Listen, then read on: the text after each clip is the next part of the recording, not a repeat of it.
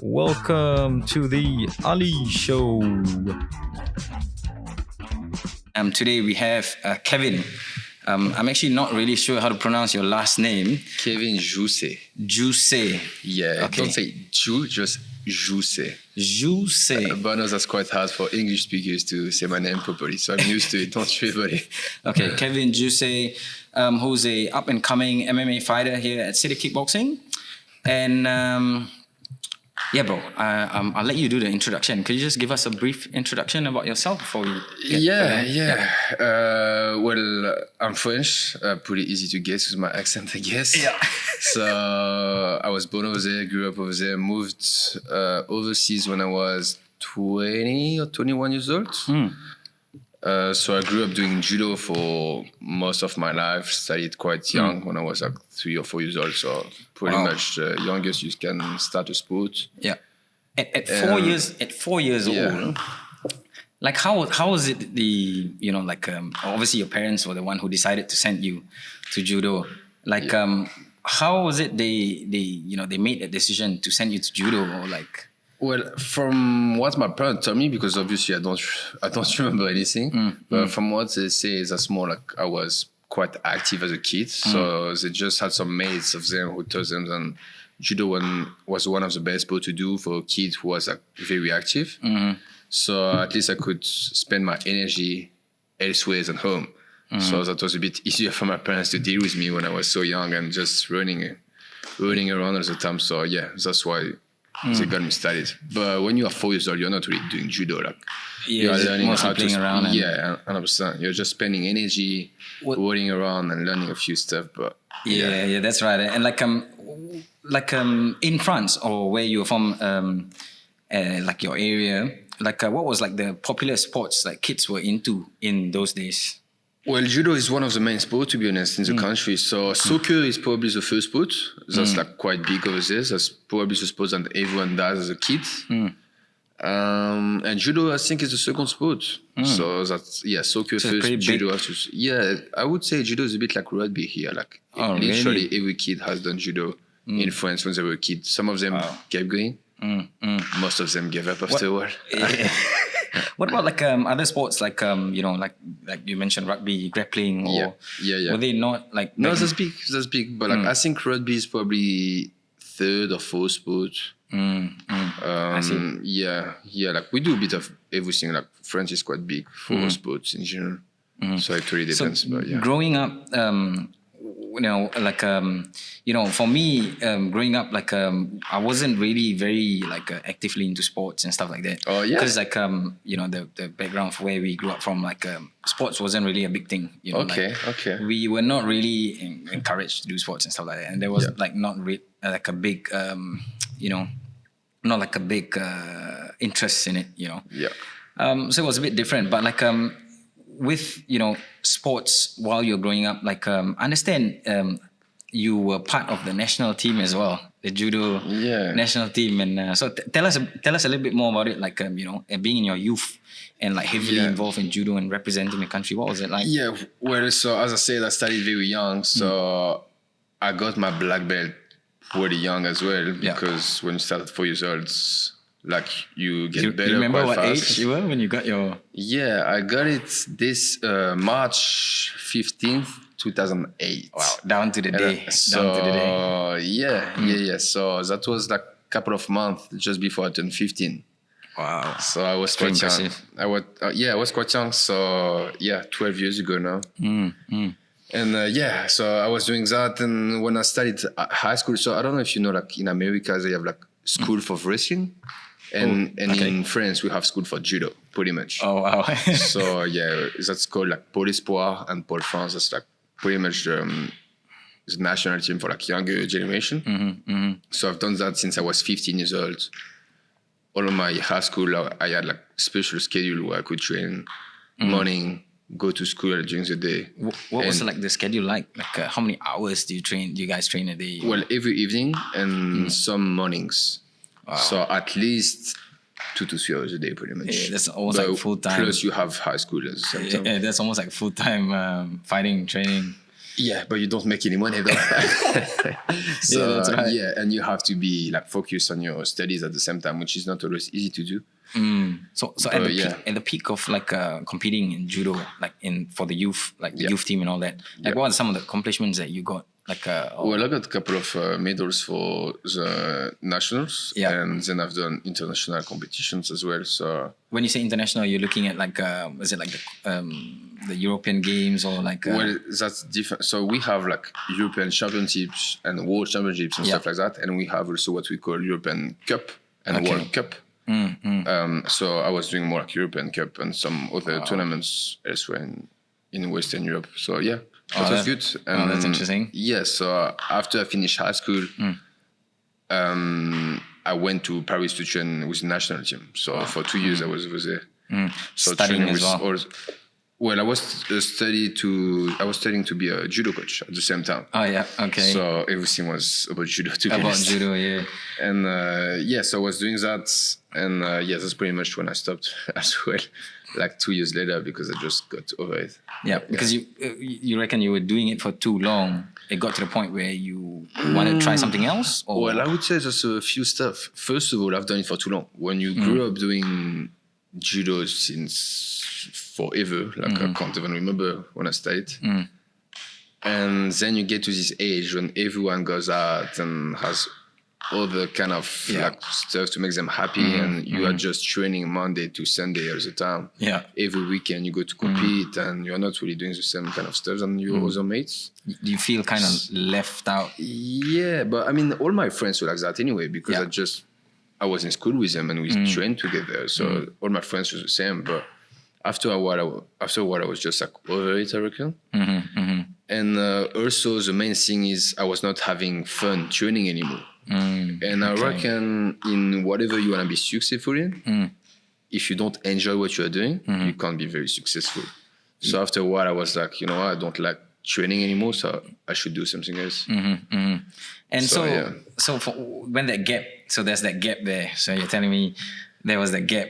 So in that gap, what did you do? Well, tell us. So I stopped when I was 20 or 21 years old.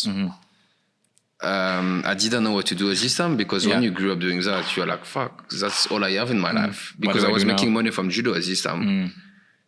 And at the time I stopped, I was not making money anymore. I stopped high school and I was like, what am I going to do now? And I met a chick at this time who was living in UK. And I joined her. I couldn't speak any English back then.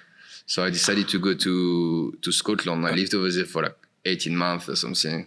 So you met her in France, and then I met her in France. And then you went over. But she was studying in Scotland. Oh, okay. So I just joined her there, and at the same time, I used the opportunity to learn English and made a bit of money from like other work. So like I worked in a restaurant and stuff like that. So how do you find doing these other jobs? Like, you know, you've been like doing judo, and you were a judo coach for so long. And then going into like the food, the F&B industry, or you know, doing stuff like that. How do you feel about that? When I was working as a restaurant, that wasn't too bad. But let me talk about what I've done just before. So when I stopped judo and I decided to move to Scotland, maybe I had a gap of like 4 months. And for those 4 months, I worked like as a fucking postman. That was the worst job ever. Hey, bro, but that's a decent job. You know, it's not an easy job. Well, I don't know what's decent or not decent. I just know that it wasn't something for you. Oh, 100%. I think when you've been a professional athlete, that's very hard to do like a kind of job when you have like a random dude giving you orders and you're like, who the fuck are you? You know what I mean? And when the guy, you don't really have any respect for the person he is, because he doesn't, you know what I mean? Like, he doesn't bring you anything positive, and like I just didn't really like it. But then when I was in Scotland, I was working in a restaurant, and to be honest, I was lucky because my manager and my boss back then were quite nice. They were French as well. And so like the team was pretty cool, so that was fun. But also the jobs I've done, I'm glad I stopped, and I know I will never do it again. You kind of got to the point where you knew that it wasn't for you. But like even when I was working in a restaurant, I knew that was fine for a short period of time. But I knew I couldn't do that forever. Which was the, like, working in the restaurant, which was the fun part? Like, just engaging with people, or like, you know, what was it that I was think what I interesting for really you? enjoyed, just my lifestyle totally changed. Like literally, I was like a few months before, I was training twice a day, every day. And I moved there, and every day I was drinking some wine with my colleagues at the end of the shift at night and stuff. So my lifestyle was very different. Yeah. And I was making new friends, learning a new language, and meeting new people all the time. And I wasn't used to that anymore. So yes, that was good. But A lot of socializing. Yeah, and like for example, like I had my morning shift and my afternoon shift, and between my two shifts, I had only like 1.5 hour while I was like eating and stuff, and I was running to the gym, fucking training for an hour and coming back, because for me it just made no sense to just stay here, drink coffee on the terrace like most people. I still had to train because it was just like what I've done forever. So that was just part of you. You cannot 100%. just stop training completely. Yeah, but after a while I was like, you know what, I'm gonna go back to being a professional athlete. So you left. So you kind of made the decision to move. So So this relationship stopped with this girl like a long time ago now. But even beforehand, I knew that I had to move from Scotland and do something else, because like Scotland was great, but the weather was not good enough for me. Like that's literally waiting at the time. Cold and wet. The summer is okay. But the winter, bro, is just like dark at like 3 p.m. Literally, like you start your afternoon shift and that's already nighttime. That's not the best experience. For sure. I spent a bit of time in Europe in winter, bro. A couple of winters ago, like a few years ago. And it was just like, you know, it was just not the best time to be in Europe, you know, during that time of the year. But anyway.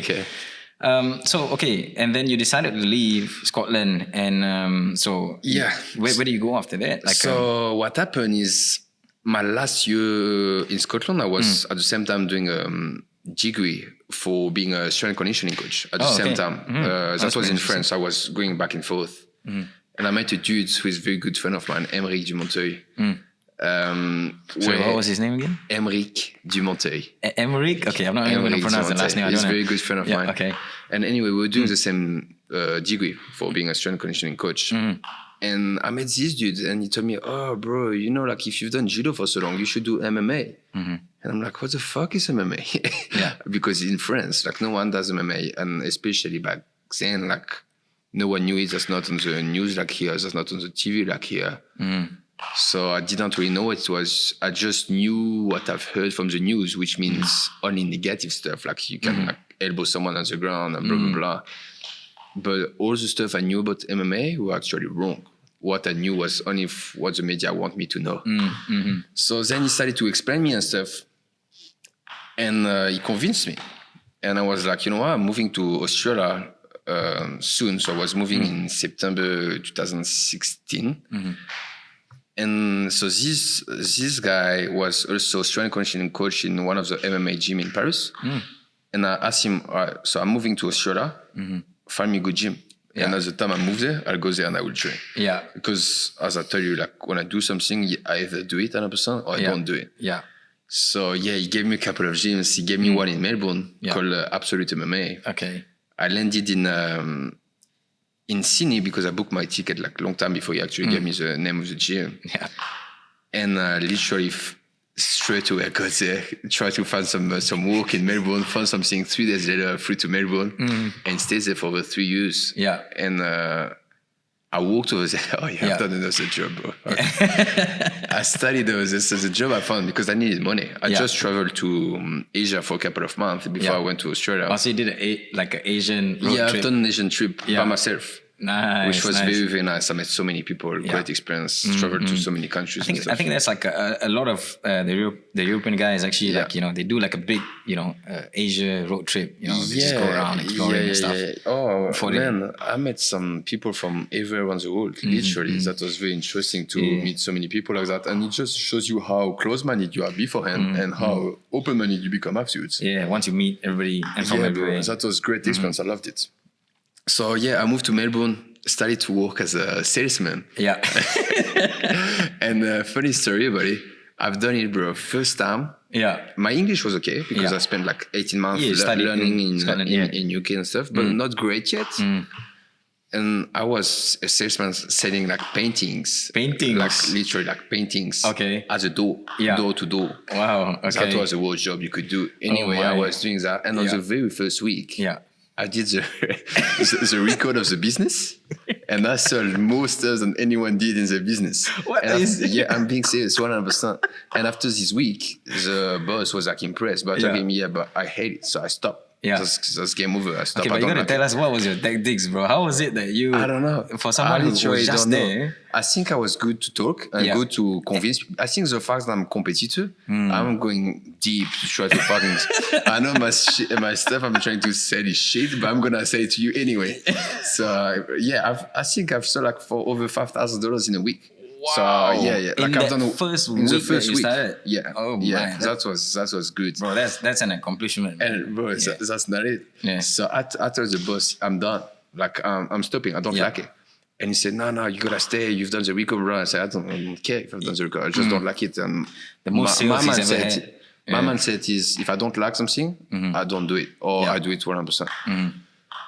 And the guy told me, the manager is leaving. Do you want the post of manager? And I'm like, what do you mean? And on my very second week, I became the manager of the business. Wow, just like that. Just like that. Oh wow, but you deserved it, for the sales that you did. Yeah, that was good. So I've done that for 1.5 months more. Yeah. And that was so annoying. Like I really didn't enjoy it because that was still the same job pretty much. Just making a bit more money, but I didn't like it. So after was it like selling something you don't really agree with or you don't really like? No, that's not the sales part was the problem. Yeah. That's more the door to door. Because door to door, 90% of the people, they open the door, they see you, they shut the door. Yeah, they just shut the door. And some people are very disrespectful. And, I've heard some nasty stories. I just wanted to smash people sometimes. I think when they're disrespectful and you are always like nice and polite. And imagine if you're having a bad day, bro. Oh yeah, well, a couple of times I almost fought the dudes at the door. Oh, bro. So I stopped. I think that's not the ideal job you want to do. Like in the long run, I think you gotta have like a lot of patience as well, bro. Like if you want to be a door-to-door salesman. And that's definitely one of the stuff I don't have. I'm not passionate. Yeah, especially for this kind of stuff. Yeah. We can see that, bro. We can see that. So then I actually contacted all the judo clubs, judo gyms in Melbourne. To teach because I used to do that back home anyway. And one gym in Caulfield replied me, says they needed someone and stuff. So I went there and became the judo head coach. So I started to teach over there. Nice. So obviously you were the most experienced in their whole. Well, there's not many experienced people in Australia for judo. For judo. But so they needed someone who's done it for long enough and stuff. So that was good. I was teaching judo just a few hours a week, so I was still living off my savings and stuff. But just a few, that's what I, sometimes I get quite surprised, bro. Like how do people live with a really small, a budget, bro, and they just survive, bro. Yeah, I think that's all about the lifestyle. Yeah, that's all about understanding what makes you happy in life and what's not necessary. I know I don't need a fancy car. I know I don't need to, I don't drink, I don't smoke, I don't do anything like that. So I don't really need any money. You know what I mean? I just need money enough to buy my food, pay my rent, and that's it. That's literally. And back then I was staying in the gym in Melbourne. So I had no rent. And I was paying $100 a week for the food, you know what I mean? So that's pretty low cost, And I was more happy than if I was making 10 times the amount of money doing the fucking selling the stuff door to door. You know what I mean? So I was way happier like that with 10 times less money. And if I had to change it, I wouldn't change anything. I'm glad I've done that. And at least I could train full time. Yeah. So, so while you were coaching doing your the judo coaching, you were training MMA. So everything, you basically went into everything. So what was your for someone who was from from judo background and coming into MMA, doing kickboxing, boxing, grappling, and jumping into everything else. Yeah. How was it for you in the beginning, bro? Well, for some stuff that was very easy, and for some stuff that was very hard. So all the grappling part was very easy because judo is a sport where when you are physically very strong. So when you do like wrestling or jiu-jitsu or whatever, you feel already very good. But when you start doing boxing, kickboxing, Muay Thai, and you have to be like nice and loose, and you are so stiff, that's hard because your technique is very bad. It's different. But you have power behind your punches and your kicks though. So it took a while. Still working on it. Yeah, definitely. But yeah, that's the whole point. Is you constantly improving, and you always want to. You don't want to reach a point where you just like you don't feel like you're learning anything, or you're not progressing, and then you're kind of stuck. Definitely, but so you kind of adapted, and you kind of got into like doing the other stuff, boxing, kickboxing, and all that. One of the other questions that I want to ask was like, did you feel like you kind of lean towards like one, or like either just boxing, kickboxing, or? No, I think the stuff I love about MMA is the fact that there's so many stuff to work on. So you're never bored. Like in judo, for example, I was very bored because every single day, twice a day, you do the same stuff. So when you don't have fun doing these things, your whole week gonna be shit. But in MMA, if there's one sport you don't like or you don't enjoy as much, you still have so many other sports to do during the week anyway to be good at MMA itself. And to be honest, I enjoy everything. Like my striking is not as good as my grappling, but I love doing striking because I'm learning so much. But even in grappling, I try to learn new stuff. And I just enjoy every part of it, to be honest. The stuff I don't really enjoy, that's maybe is conditioning, but I still have to do it. yeah, that's the one that everybody has to get through it. But you have to do it. You have to do it. It comes to a point where like when you're actually fighting, you realize why you did it. And it does make a big difference. Definitely. If you put in the work beforehand. Definitely. So while you're training at Absolute, you were competing. How did that go? Like that was good, man. That was good. So when I started to train, I started full time straight away. So the first month, I was not full time because I was doing the jobs as Procure Boat. And then when I stopped, I was like, I can't do that. I stopped. And then I started to train full time, morning, evening, every single day. And how long after you went in there did you go into your first professional fight? So I got there December 2016, when I was not training full time. Then January 2017, trained full time. My first K1 fight was in October. So like 10 months later, I had my first amateur K1 fight. Oh, that was an amateur K1 fight. K1. Oh, okay. And I was supposed to fight Muay Thai. And they changed my opponent and then changed the sport on the same night. What? Oh, that was a joke. So it was supposed to be Muay Thai, and then what did they change it to? To K1. So that was supposed to be Muay Thai, where you can clinch and you can catch your kicks and stuff like that. And then on the night, I arrived there and they told me, your opponent changed. I was supposed to fight an Orthodox, I fought the Southpaw, and I was supposed to fight Muay Thai, I fought K1. All the game plan about the clinch, I couldn't do it. But luckily, I just wanted to fight. I was like, all right, doesn't matter, let's do it. Just on the go and smash this guy. And back then, I was also working for my visa at the same time. So I was living a couple of hours away from Melbourne for my visa because the restriction for my visa, I had to do some other stuff. And I was training under Phil Chapman in Muay Thai. Okay. Who taught me a lot as well. So I really enjoyed working with him. So I've done this fight under him. So that was good. So that was my first K1 fight. Then I went back to Melbourne, and my first amateur Muay Thai fight, MMA fight, was February 2018. So 1 year after training full time. Yeah, 1 year and you got straight. Yeah. That's pretty good. I think you could have gone sooner, but 100%. I could have fought sooner. I could have fought pro sooner as well, but I just wanted to have fights and have a bit more experience. I knew I was physically fine enough. I was in grappling good enough, but in striking I was not good enough. And I wanted to be good everywhere. So I had maybe 3 amateur MMA fights in 2018, a couple of jiu-jitsu comps, and a couple of Muay Thai fights as well. So it's pretty active, pretty full on. And 2019, I passed pro. Yeah, and then you went And into I had 4 pro fights. 4 pro fights. Yeah. So what is your record now, Kevin? So amateur, I won all of them. Yeah. And pro, I won 3. I lost 1. Yeah. And what happened? Tell us what happened on that one. How did it happen, bro? When I won? The one loss. What happened there? Oh, one loss. Well, I want to talk about the win later, but let's just go through this. So what happened is I was not supposed to fight. I think that was 9 days or 8 days before the fight. Oh wow! So I was 2-0. They offered me to fight for the title for Eternal. Wow. So for the national title. Eternal MMA. Eternal MMA, who's probably one of the biggest promotion in Australia and New Zealand right now. So I was like, yeah, let's do it. Yeah. I knew I didn't have much notice, but I knew I would fight anyone anyway. And my man said, you never know what's going to happen tomorrow. So whatever opportunity you have, you should take it. Yeah. So I took it, and I got cut with elbow just over my eye. Yeah. And so between round 2 and round 3, the doctor came in the cage and said that the cut was too big and too close to my eye. Yeah. So the doctor decided to don't let me back in. Yeah. I was quite angry. But when you know that you can still keep going.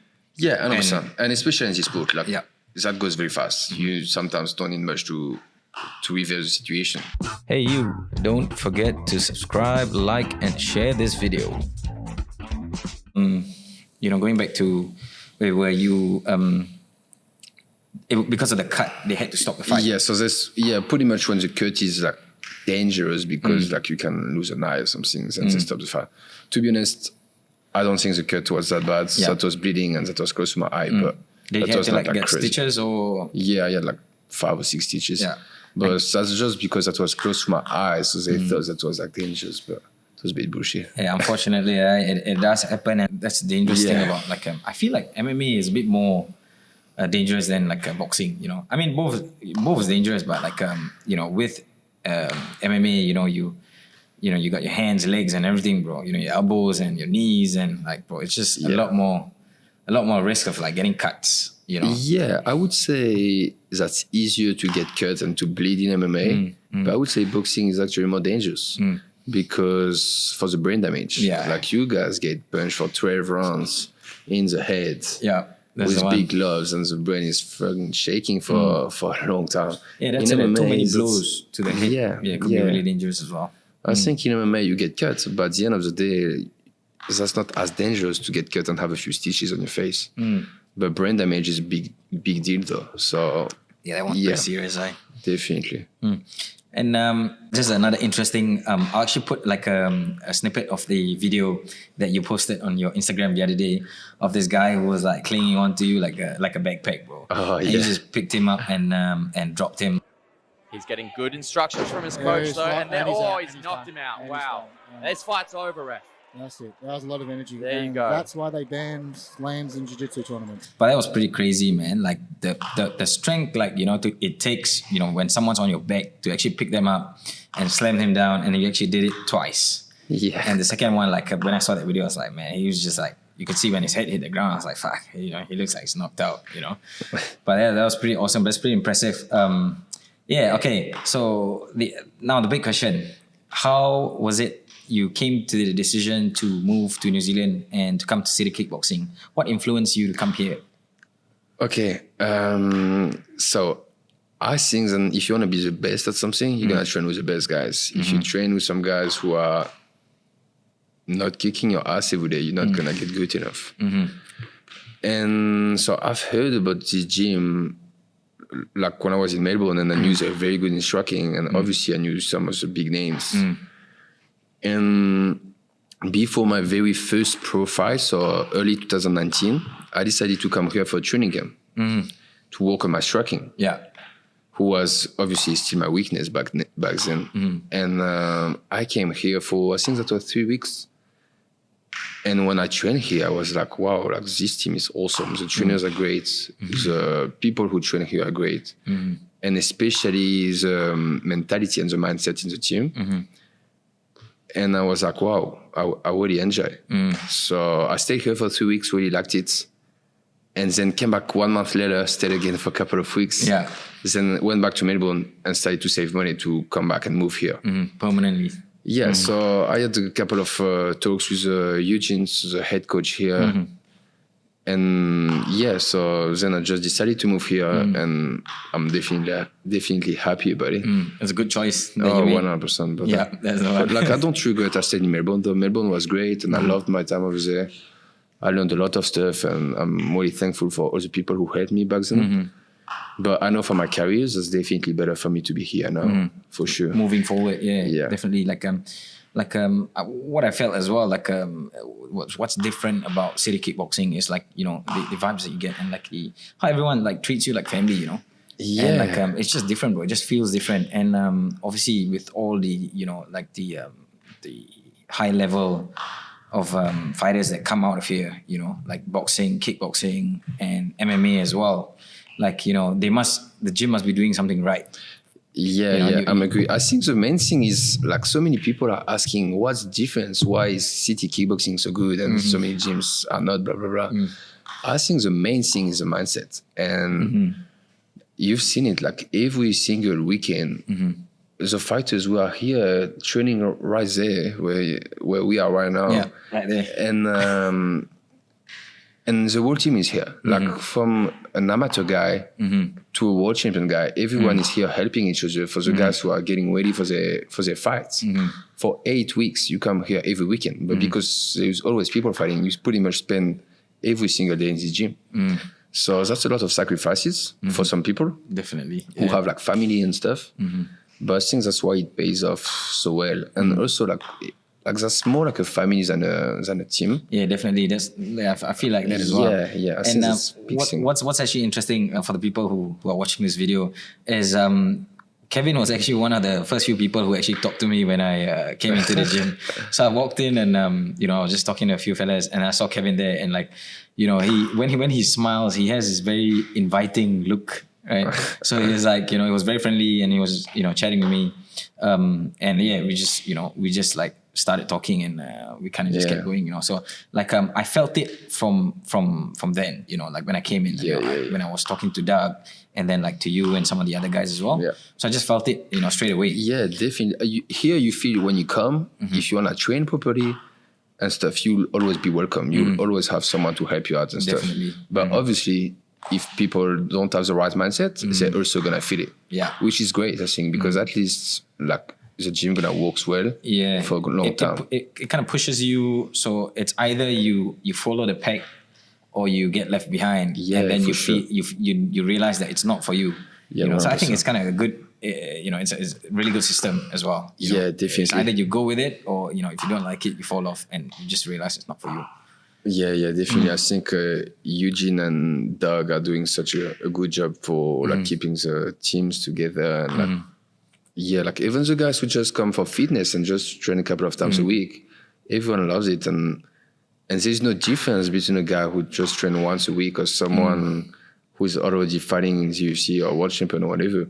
Like the trainers won't do any difference. Yeah, and that's one of the stuff I love. Yeah, what was interesting as well is like, you know, you meet a few people here that are extremely talented, and you realize that you know, the scary part is they're actually doing it as a hobby. Yeah. You know, and like, man, you look at them and it's like, man, this guy's like, he could go on like international level. You know, There's some guys here who are not even fighting. Yeah. And they are literally killers. And for sure. In this gym, that's crazy. I mean, they definitely have the skills of what it takes, you know, to fight at a high level. I remember when I came last year, and I just knew like a few names, a few big names in the gym. But 95% of the guys in the gym were kicking my ass. And I was like, who the hell are you? And most of them were not even fighting or amateurs and stuff. And I'm like, wow. Well, luckily now I feel better. Yeah. But like back then, they were all killing me. And most of us, we don't even know them. So people don't realize, and if those guys are famous and stuff, that's also because they train with so many other talents. Yeah, and that's what I feel as well. And one of the things that I think is, you know, some of these guys, they're actually not getting enough exposure, and you know, it's very different. You know, like you know, looking at like New Zealand, you know, predominantly like a rugby, you know, kind of vibe, and you know, being like MMA just like picking up, you know, like and that's the thing. Like people here have been doing it for so long, you know, years and years and years, and like it's only lately that, you know, they've started to, you know, shed some light, on Yeah, like a few of the guys. But it's good, it's picking up. I think definitely it's good for everybody all around New Zealand, all gyms, and people can actually step up and show what New Zealand has, the amount of talent that's actually here. Yeah, I think in like 5-10 years time, so it's gonna be crazy to see how many people are coming from this gym or even from other gyms from this country and even from Australia. And like that's still pretty small sports, like compared to like America, Canada and stuff. Yeah. But in 10 years time, people are gonna understand and gonna say, wow, they have so many talents over there. Yeah, it's and gonna I think, explode, for sure. I think that's pretty good. So okay, Kevin. So like now that you're here training, you're fighting, where do you see yourself like in 2 years? Or what is like your current plans in like the next 1-2 years? Well, obviously that's to make it to the UFC. That's for sure. I know that I can get there 100%. I have no doubts about it. Yeah, definitely. And but I also respect the process. I know it takes time. I know you need the right opportunities and get them. And I don't know when I will have the opportunity. What I know is when I will have it, I will be ready for it. So obviously I keep training hard, keep learning, stay open-minded and keep learning all the time. Get some fights on the national scenes, and hopefully next year I'll get the chance to fight for the UFC. If it's not next year, maybe the year after, but hopefully, before 2022, 2023 at the latest. Yeah, that is like realistically, I think you will get there. Like to be honest, like in my opinion, I think you'll get there. But it's just about getting that right opportunity when it comes and grabbing it and going for it, I think in sport in general, you need this small amount of chance. You know what I mean? You need this opportunity where sometimes that comes early, sometimes that doesn't. But I think if you train hard, then you kind of push your chance as well. If you stay ready all the time and you have a last minute fight, you can take it. If you're not training and you have a last minute opportunity, you can't take it. So I stay ready and hopefully I will get a chance. But yeah, I'm pretty optimistic. There's definitely a good mindset to have, like always staying ready. Like, a lot of people, what you see is like, when they get to a professional level or they're competing, once they get in and they start to slack or, they don't really train as hard or, they start to lose like focus, the motivation and the focus to keep going because they're already there. For them, like for sure. They, some people don't really set like long-term plans. They get in and then they fight, and then they start to pull the handbrake a little. So it's good to see that, you're motivated and you want to keep going and, try to just... Yeah, definitely. But I think the main thing is as long as I love what I'm doing, I keep training hard. I was actually having this conversation with someone else this afternoon. Yeah. I was telling him, even when I will be 40 something and I will stop competing, I'll probably still be training every day anyway, because that's just what I love doing. Yeah, bro, I actually saw a photo of you with GSP. Yeah. Where was that, bro? So I told you I like to train with the best guys. Right? So the reason why I came here last year was because I wanted to train with the best strikers. And then went back to Melbourne, had a couple of pro fights. And then I was like, I train with the best strikers. No, I want to train with the best grapplers. So I decided to go to Canada, to Montreal for a couple of months. Wow. So I went there and I got the chance to train with him quite a lot of times actually. So for 2 months he was training here every day. So we had like a lot of trainings together. That's a pretty good experience to get. Yeah, he's very good training partners as well. Like great to roll with and to train with. Very nice guy. I had a lot of respect for him beforehand, but I have even more respect now than I got the chance to meet him. I think that's the other one as well. Like, as like for fighters, people don't really know what they are like. Like, people only see what they see in the media, For sure. Not a lot of people get actually the chance to meet some of these fighters and, know them personally and stuff like that.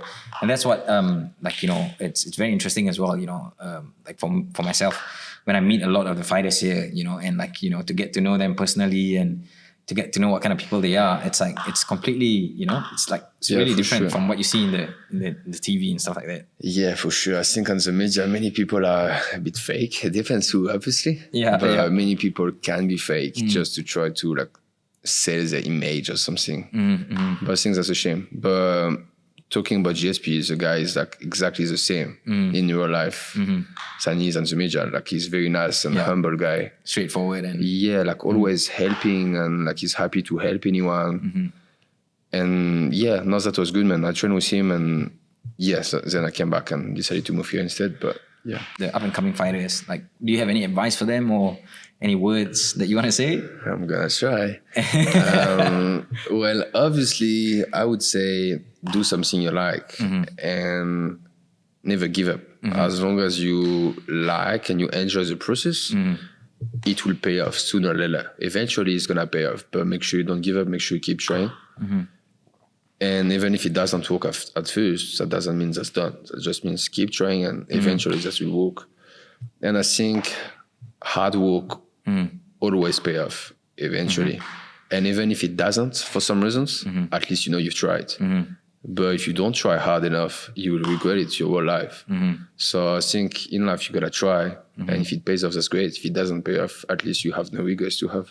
Well, that's actually really good advice. So hopefully, I hope that, all the guys who are watching this, you get to learn something about Kevin, or, maybe they've picked up some motivation from you, from some of the experiences that you've had. Hopefully. And I wish you all the best for your future. And to be honest, I hope to see you competing like on the world stage soon, very soon. And who knows? You never know. It could be even this year. That will happen. You never know.